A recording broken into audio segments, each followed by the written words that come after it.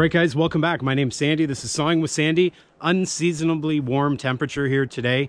We are in the midst of winter still, as you can sort of guess with the feet of snow around me. But it is unseasonably warm today. We're above 0 Celsius. Tomorrow is like into the teens. I think it's 11 degrees Celsius coming tomorrow. However, we are going to get a substantial rain along with wind. As a result, I'm probably going to get more trees down. And I actually just got back from a little walk, not in this forest, but another forest that is adjacent to this, where there's not these planted trees. And in that forest, where I've got a huge number of balsam fir, well, a number of them have hit the ground already. Even though I thought I've taken care of most of them, I've got more on the ground, which means I'm going to be back in there before long, hauling those out of there, bringing them over to the sawmill to make nice lumber like this. But that also means some of these trees around me, which I have been actively trying to thin out, they're going to have to take a bit of a pause. I can't just go through and thin out trees and stack them up. Once the spring rolls around, the insects will get into them. Then they won't be too good for me. So I'm going to have to take a little pause on these. Hopefully they can wait for me. We'll get back to getting some balsam firs before long, get those on the sawmill and go from there. Anyways, one last thing. I am not going to stand too close to this, because if we look up here, this is starting to let go. So if I forget by the time the end of the video rolls around to put that boardwalk up, you guys yell through your screen at me, because if I leave that down, next time I come out here, that's probably going to be broken with the weight of that snow load hitting it. Let's just jump inside for one more thing, and I do promise this is the last thing.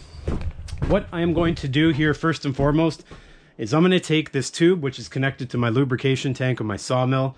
I'm going to put the valve back, which typically goes right here. Now my valve, I don't know what's wrong with it, but it's leaking, and I have a feeling it's due to corrosion. It's leaking, and as a result, anytime I, well, turn it on or off, the lubrication that's in the tank just constantly comes out the bottom, and I have no way to control it. So I got a new valve. I'm going to put it back in here. We'll test it out and go from there.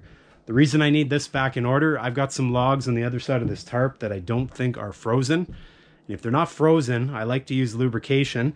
If they are frozen, I don't worry about it. I just cut them without lube. So we'll get that fixed up. Then we'll cut some logs, and you guys are in for a treat today. Some of the logs I'm going to cut, they are really, really small. You guys probably are saying, wait a minute, why are you cutting small logs again? Around these parts, I cut everything. If it can get a piece of lumber out of it, I cut it. Now, that's within reason, of course. Usually if I can't get a 2x4 out of it, I use it for something else, but if it can get a 2x4, it's coming out of it. That's what we're up against today. Guys, welcome back.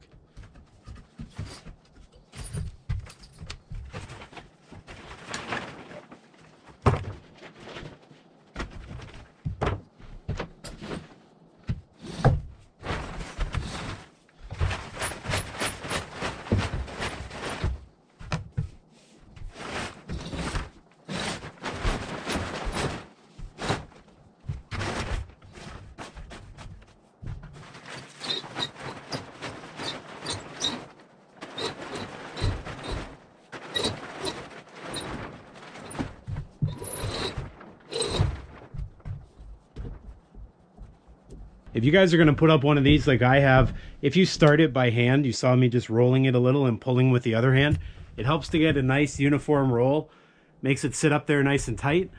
Whereas if you don't do that, as you can see, I just pulled on the rope. Sometimes it doesn't roll perfectly right off the start. It ends up being a bit loose. You'll also notice what I have for a weight. That's just a steel post, or I guess it's off a fence. If you get a bigger diameter piece for the bottom, I think that'll help it to roll just a little bit easier off the start. All right, guys. When you guys do talk in the comments, trust me, I do listen. At least I try to look at every comment possible. And some of you guys have mentioned one of these before. It's a thermometer. This thing's old as the hills, but I did a little bit of digging around in the attic of my shop. I ended up finding this thing, and as far as I can tell, it's pretty accurate. If we have a look here, it's right around the freezing mark, 0 degrees Celsius today, which puts you guys at like 27 degrees Fahrenheit. Every time I say it's cold out from now on, you guys can look at this and actually tell if it is cold out in your books or if it's not. Also, for those of you who are in Celsius, when I'm talking Celsius, you'll also understand what it means in Fahrenheit, for those of you who don't know anything about Celsius.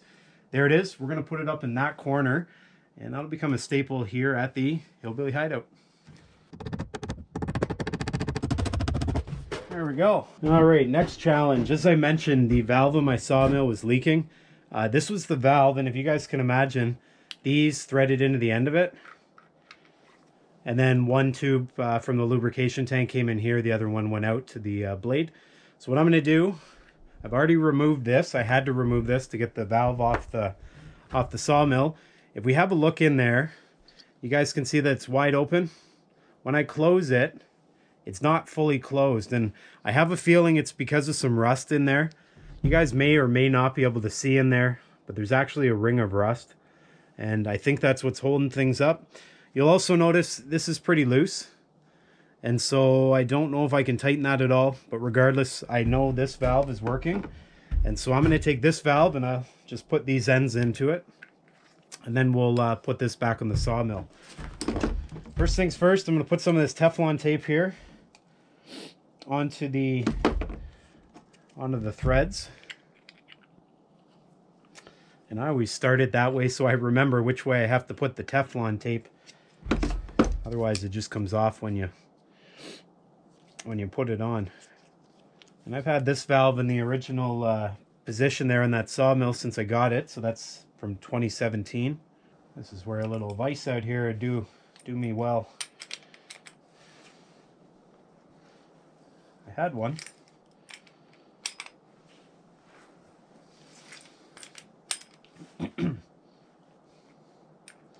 All right, I'd say that's pretty good. And this one I left loose because this one, as you'll see in a minute, one goes on the bottom of a little bracket, the other piece goes and threads into it, and that's what holds it. So let's go put that in.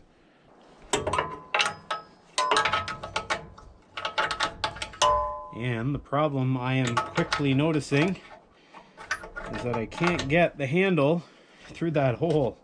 I just thought that was gonna fit. I don't think it's gonna. Gosh, it's close. Well, I guess we'll see if I can get that that flathead screw out. The likelihood of that happening, considering how old this valve is. All right, wish me luck. Can you believe that? It's actually loose. No joke. I pulled this out of a junk drawer that many of you guys told me you have as well. I've got tons of junk drawers. I got some for electrical, for plumbing, carpentry, automotive. All right, I pulled that out. Let's see if we can get it out.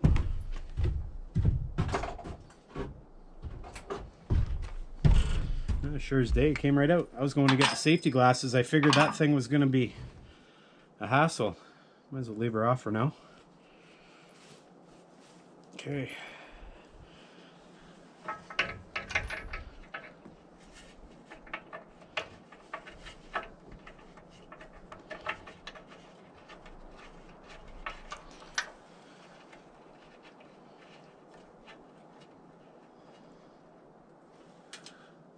That was easy.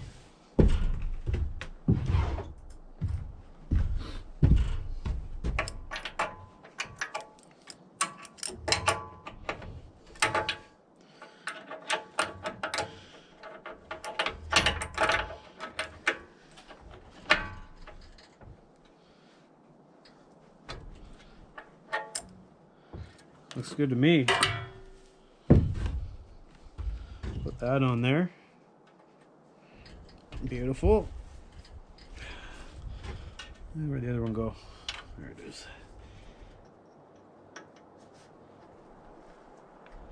Okay, right on. Someone's taken this off before. This valve I didn't buy. I don't even know where it came from. The reason I know someone's taken this off before is because the slot there was stripped a little bit. Anyways, that's how it's going to be from now on. It's going to be closed, and then I can open it and adjust the volume of lube that comes out. But I'd say that's a pretty decent fix. Costing me absolutely nothing, and we're using some old parts. And I run straight washer fluid. If I put any water in here, it's going to freeze, and you can imagine that'll make for a bad day. Okay, so that's in there. Not a ton in there, but at the very least we're going to make sure it comes out the bottom. Okay, let's open this valve up. And first things first, I'm noticing nothing is flowing, which if you've encountered this before, you probably know this little trick I'm going to show you. Okay, it's wide open. Oftentimes when I find a little bit of crud gets stuck up in there, hopefully it's not ice.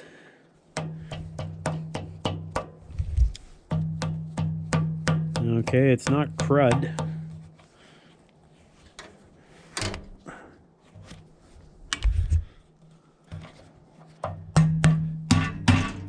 Well, that's no good.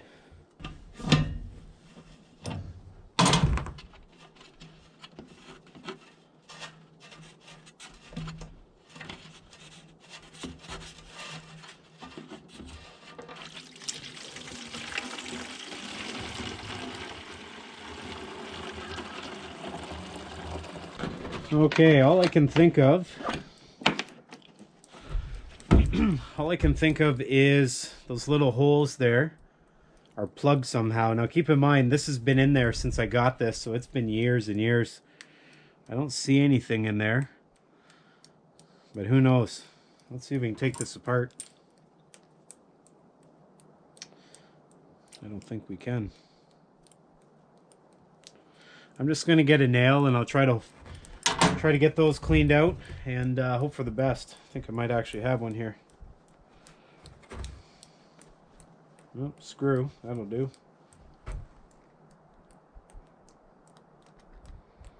Okay, I just used a real small nail I had, poked it through those little holes. We'll put a little WD through here and hope for the best.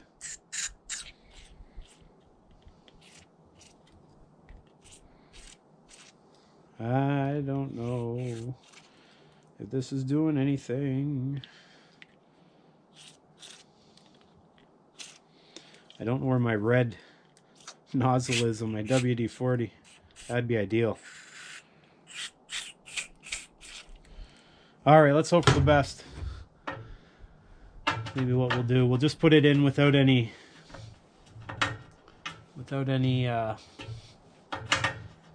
tape on it. Plumber's tape, or we'll just put a little bit of this back through it, see what's happening.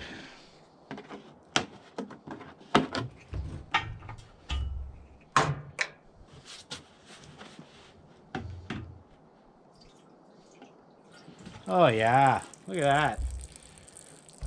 Guess I could catch it.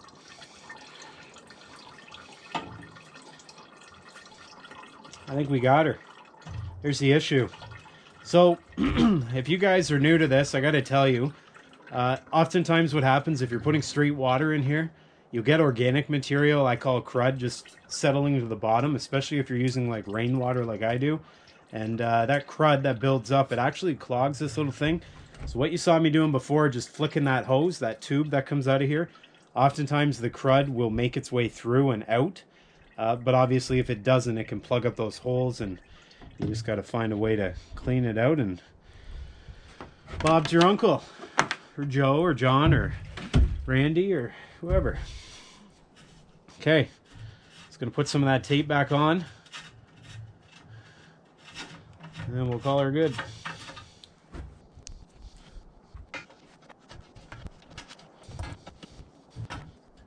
I'm pretty guilty here of over tightening things, so tight is tight in this case. We'll call that good.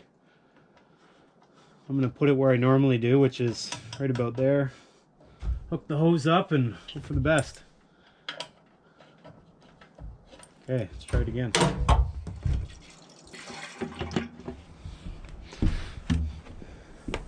Okay, I think we're getting somewhere. You guys see it coming? Right about there.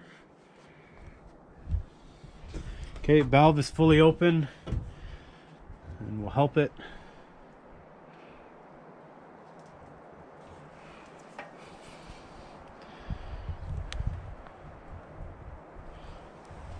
Lovely.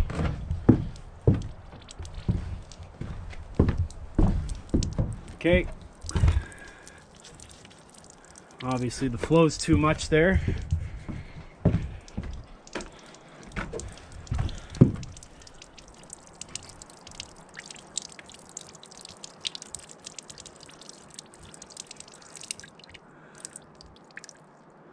All right, that's perfect.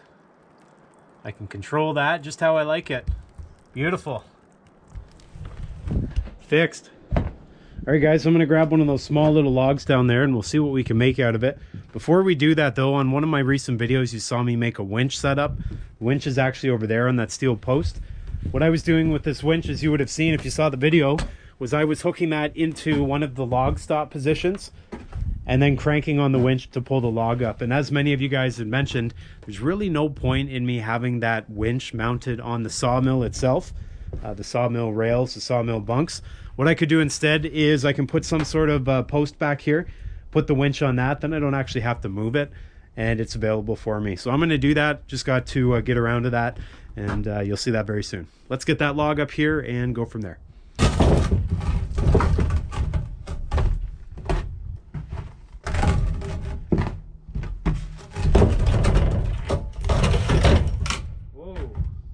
To do that.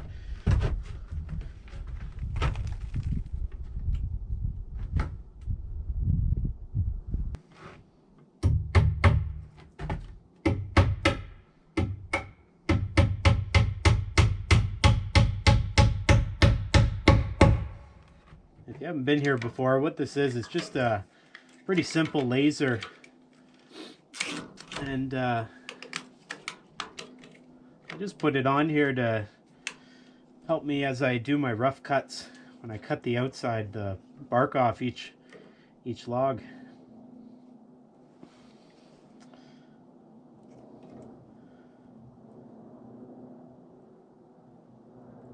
Okay, like so, good to go.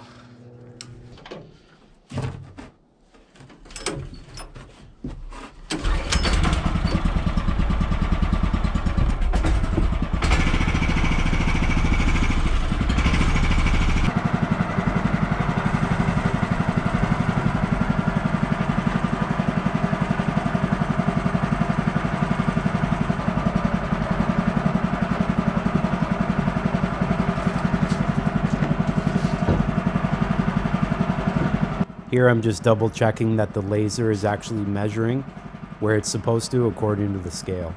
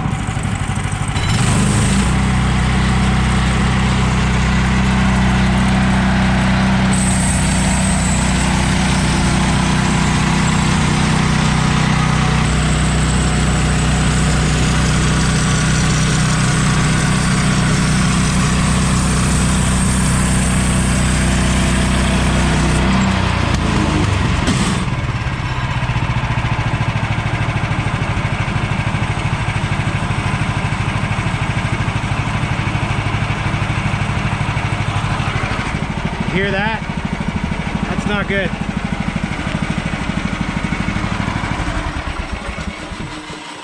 You guys hear that? That's not good. So,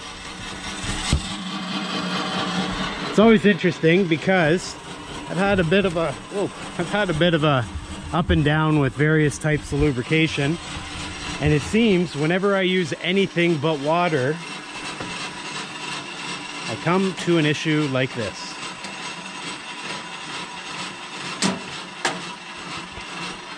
And just keep in mind that's the band wheel spinning, so you don't really want to be opening this until it's pretty well stopped. There it is. So the blade fell off. I don't know why. I don't know if I was using too much lubrication, but I don't think so. All I know is things were too slippery and the blade came right off. So we're going to reevaluate what happened there. Maybe we'll turn down the lubrication just a little bit. I am not perfect. I'm just like you guys, although maybe some of you are perfect, but I am just a normal Joe. This happens to me from time to time, and you learn from it and move forward. Doesn't happen all that often, but I can tell you the main times it has happened is when I'm playing around with lubrication. If it's water, I can run as much water as I want. I don't have this issue. When I'm putting on something else, sometimes I find just that little bit of slipperiness causes stuff like this. So we'll get her put back and we'll see what happens.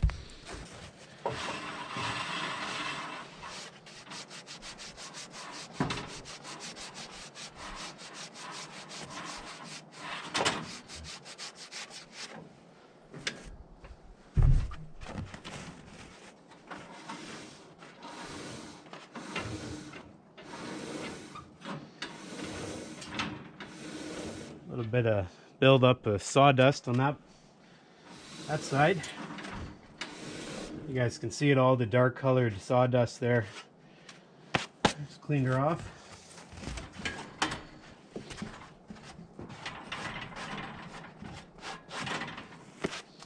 All right, let's put her back on. Oh, never mind. The blade didn't jump off, the blade broke. I kind of wish it just jumped off, because then I might be able to put it back on and keep sawing. Well, that's just a plain Jane breakaroo. Let's have a better look at it here.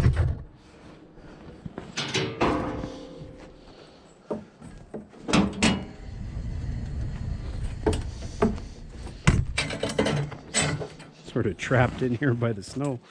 Okay, well, it broke, not at the weld. In fact, it doesn't look like anything fancy. If we look at exactly where it broke, you guys can see. You guys see where it broke? Right in there. All right, so sort of the gullet, but sort of the top edge of the other tooth. The weld is right here. If you're ever curious, it tends to be the dark spot. It looks like a line. So it wasn't there. It broke right here. So I guess that's the end of that. Guess I don't have to sharpen it again. Let's throw our blade on. Just as I'm about to destine this for the scrap heap, if you're wondering how old this blade is, I've had it for a long time, and I've probably sharpened it at minimum 5 times, maybe 4 times, somewhere in there. So it's been around the block. In fact, if you come down this blade just a little bit, you're going to notice there's teeth missing, right? And in fact, there's quite a few teeth missing, 3 right there. So although it was a good blade, it was sharp because I just sharpened it not too long ago. Obviously it met its match, and so that's the end of this one. I got more, no worries.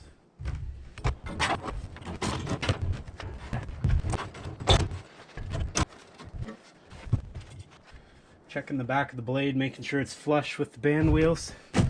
Back of the band wheels it is. Okay. If I'm lucky, I won't need to do any adjustment.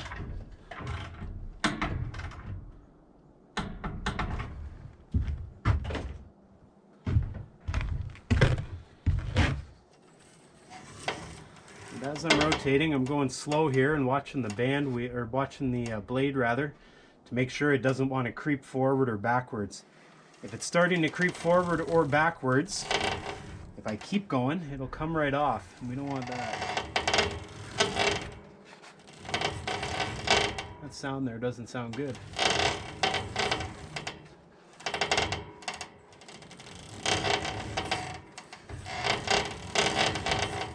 sure if that's a bearing going in that side or what.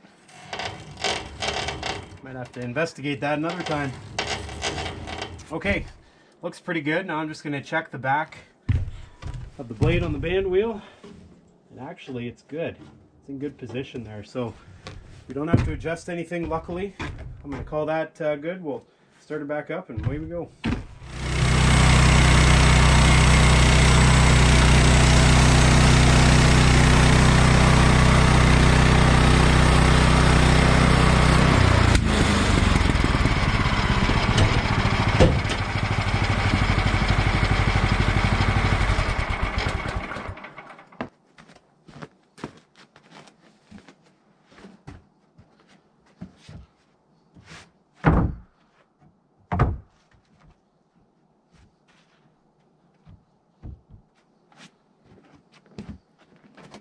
All right, guys, well, I'm going to cut you guys loose. I'm going to keep cutting. I got a few more small ones that I'm going to run through the sawmill. For those of you who are trying to make money with your sawmill, which I am not, you might do a bit of a cost analysis, whether it's worth your time to cut those small ones. In my case, getting two 2x4s out of that one log is worth it, because if I go to the store to buy two 2x4s right now, it's going to be the better part of $20 Canadian with tax. That probably only took me about 10 minutes to get the four sides cut off, the two 2x4s made. Aside from the fact that I had a blade break, but you got to factor that in. That's always going to happen. Anyways, we're back into the big spruce very soon. You guys can see them on top there. I know with this warm weather coming and the rain, that's probably going to turn into a bit of an icicle, but we'll make the best of it. I had a good time out here today. Got caught up on a few maintenance items dealing with the sawmill. Maybe look at a few more things on that just to make sure we keep it going. I had a good time though. That's the main thing out here. Hopefully you guys do as well, if you get a chance to get out and do some sawing yourself. In the meantime, guys, you take care, be well. Check out some of my other videos. There's lots of stuff I'm sure you'll like, and I'll see all you guys next time.